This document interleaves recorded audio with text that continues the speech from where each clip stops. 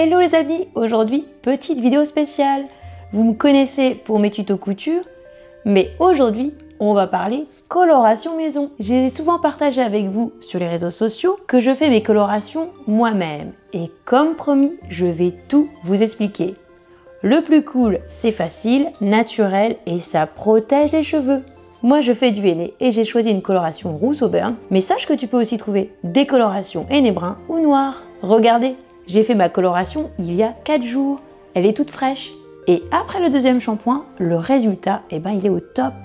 Ça couvre super bien les cheveux blancs et ça tient longtemps. Si tu es nouvelle ici, prends le temps de t'abonner et pense à me laisser un petit pouce en l'air. D'habitude, je partage des do-it-yourself couture, mais si vous aimez ce genre de vidéos beauté, faites-le moi savoir. Peut-être que je pourrais vous partager des petites astuces pour la peau et d'autres routines beauté. Oh, et au fait, je suis dans la quarantaine, et oui, j'ai déjà 41 ans et je monte sur 42 en février. Mais dans ma tête, j'ai toujours 25. D'ailleurs, toi aussi tu te sens peut-être plutôt jeune dans ta tête. Bon, allez, assez parlé. Je vous montre comment je prépare mon henné et je vous partage aussi toutes mes petites astuces pour que ça prenne bien.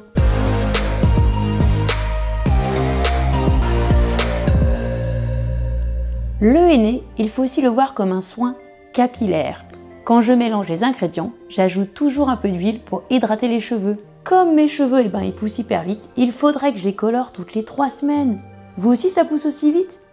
Mais entre la couture, les enfants et le boulot, j'avoue que j'ai du mal à tenir le rythme. Je dépasse souvent les 5 semaines avant de refaire une coloration. Et là, bonjour les racines. Faire ça chez moi, ça me fait gagner du temps et je vous dis pas, mais ça coûte presque rien.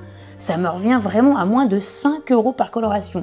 Parce qu'en fait, j'achète les produits, mais j'utilise pas tout. Je les conserve du coup dans un endroit au sec.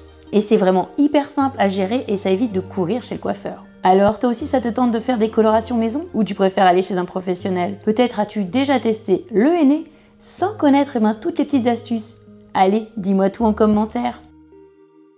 Tu as besoin d'un bol qui ne soit pas en métal, un yaourt nature ou vanille, un verre d'eau chaude rempli max à 3/4, du henné bio, moi je l'achète chez Aromazone, de l'huile sèche, je prends de l'huile d'abricot, des gants pour éviter de tacher ses ongles et mains, des cuillères, surtout une en plastique, de l'extrait de vanille ou extrait aromatique d'amande de cerise ou de l'huile essentielle de bois de rose. Tu peux acheter du beurre de karité, je t'expliquerai dans le tuto son utilité, un peigne de mascara lavé, un bonnet de bain en silicone, ça c'est ma dernière astuce utile et économique. Je prends direct mon bol. Et le henné, tu rajasses tant. Je mets 3 grosses cuillères de poudre. À cette étape, la cuillère en métal n'alterne pas les pigments. Je mets un peu d'eau, petit à petit dans la poudre. J'utilise maintenant la cuillère en plastique. Je mélange petit à petit et j'ajoute un peu de yaourt. Je continue de tout bien mélanger. J'ajoute encore un peu d'eau chaude. Le mélange devient de plus en plus homogène. J'ajoute de l'eau, mais pas trop car le mélange doit rester un peu compact.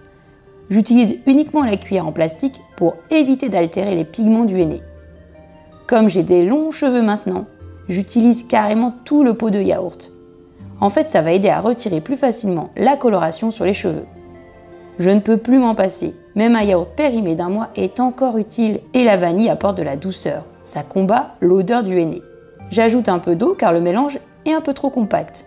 Pas trop car je vais bientôt ajouter de l'huile. J'ai testé l'huile d'abricot, c'est vraiment génial, ça évite de graisser les cheveux et bien sûr ça les hydrate.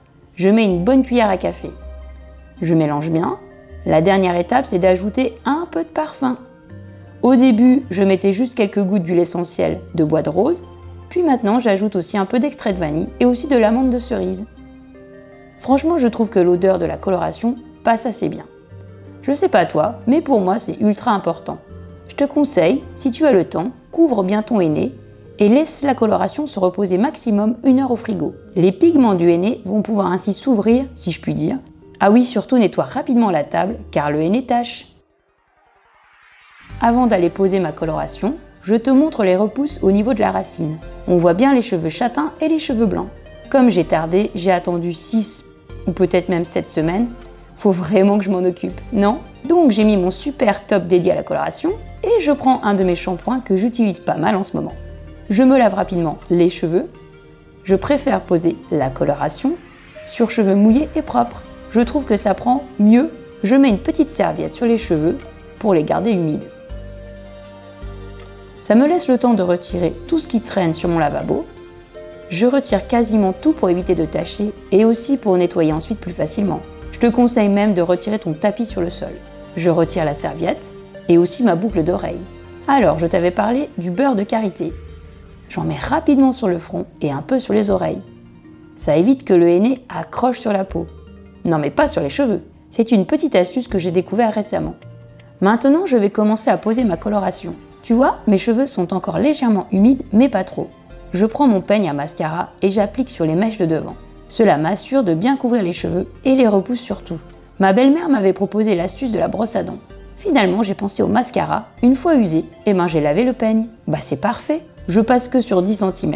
Il peut te rester quelques petits cheveux sur le peigne, mais c'est rien de grave. Alors, tu connaissais cette astuce? Je me demande si je suis la première à avoir pensé à faire de la récup. Je recouvre du mieux que je peux. C'est la partie qui me demande le plus de temps. Puis ensuite, je mets direct la coloration dans la paume de mon gant. J'applique sur la partie haute de la tête, je masse bien, un peu comme si j'appliquais un shampoing. J'en rajoute un peu, je baisse la tête et j'applique ensuite sur la partie basse. Puis je descends le long de la chevelure. J'applique bien partout. Je vais utiliser presque complètement ma coloration. En vidéo, j'avoue, on dirait une espèce de boue.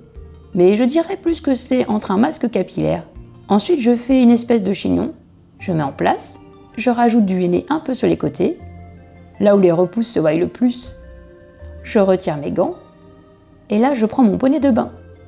Je ne vais pas à la piscine. Je l'applique comme il faut autour de la tête. Il doit bien recouvrir les cheveux.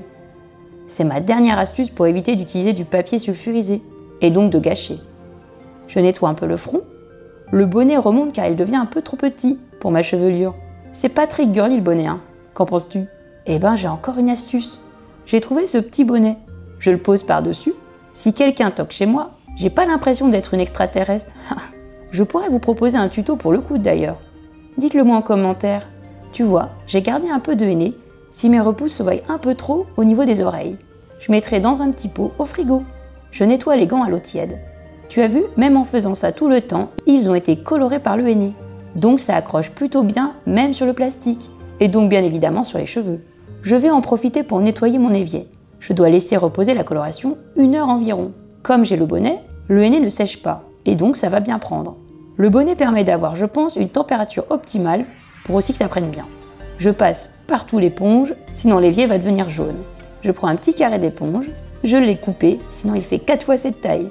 Et ce serait pas super joli dans la salle de bain. Ça me permet de nettoyer rapidement. Je passe un petit coup de vinaigre blanc couplé à de l'huile essentielle de lavande pour que ça sente un peu meilleur. Je prends le shampoing de mon chéri et une brosse à dents de bébé usagée. C'est magique, pas besoin d'acheter 10 000 produits. Je vous mets sous la légende la marque du shampoing si vous êtes curieuse. Je frotte partout.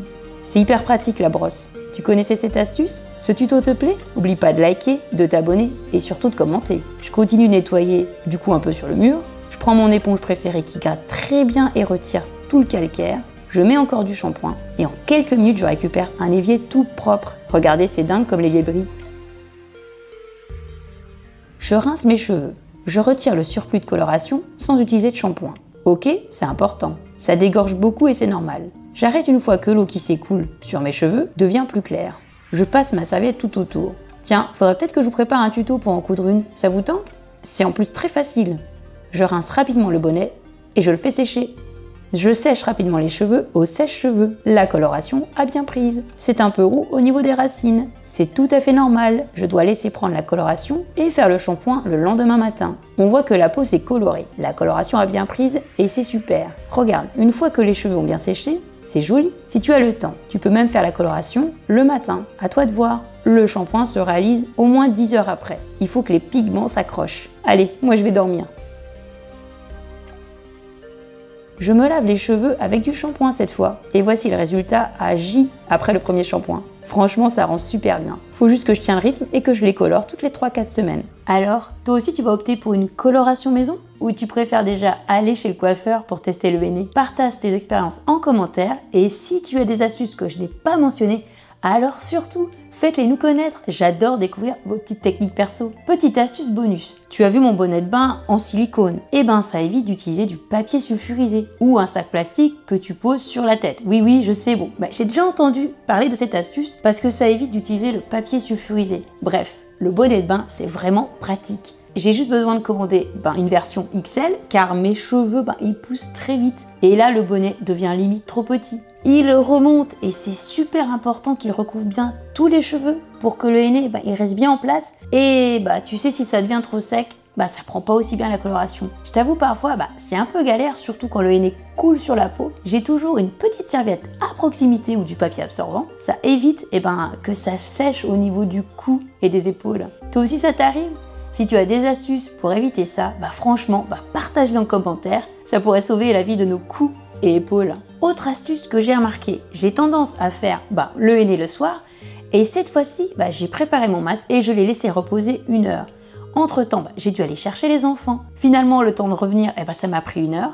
Et le résultat, c'est vraiment top. Si tu es pressé comme moi, tu peux parfois poser directement ta coloration après avoir fait ta préparation. Mais si tu as un peu plus de temps, je te conseille de laisser le henné, de laisser reposer un peu dans le frigo pendant 1 heure. En fait, ça rend les pigments plus efficaces, on peut dire que ça les ouvre, et la coloration, elle prend encore mieux. Incroyable, non? J'avais déjà remarqué, mais avec les enfants, je le faisais quasiment plus. Alors un grand merci d'avoir regardé cette vidéo jusqu'au bout. N'oublie pas de t'abonner, de cliquer sur le petit pouce en l'air. Et si tu es une passionnée de couture, tu peux soutenir mon univers en devenant un abonné étoilé sur YouTube. En échange, je t'offre des vidéos exclusives, des patrons gratuits, des réductions dans ma boutique. On se dit à très bientôt pour un nouveau tuto. D'ici là, tu peux me retrouver sur Facebook, sur Instagram. À bientôt! Incroyable, j'allais ranger en fait toutes les affaires pour le tuto. Et qu'est-ce que j'ai reçu? Le bonnet XL! Il est arrivé aujourd'hui, je le savais pas, je l'avais commandé. Mais donc c'est trop bien, vous voyez, il est énorme et ça va recouvrir toute ma chevelure. Allez, je vous montre. Bon alors, je l'ai mis très rapidement, mais déjà je sens qu'il sert vraiment bien du coup, le front partout. Ça recouvre parfaitement du coup les oreilles, donc ça c'est super. Ça, je pense même, vu qu'il sert très bien, je vous redirai ça plus tard si ça vous intéresse, mais je pense que ça va peut-être moins couler le henné. Ce qui est bien, c'est que comme il est très grand, ça recouvre complètement derrière. Donc là, j'ai mis vraiment la va-vite, mais ça va bien recouvrir. Franchement, je suis très contente. Ah oui, et comme du coup, il est assez grand, vous avez vu, ça va pas remonter. Donc ça va vraiment recouvrir tous mes cheveux.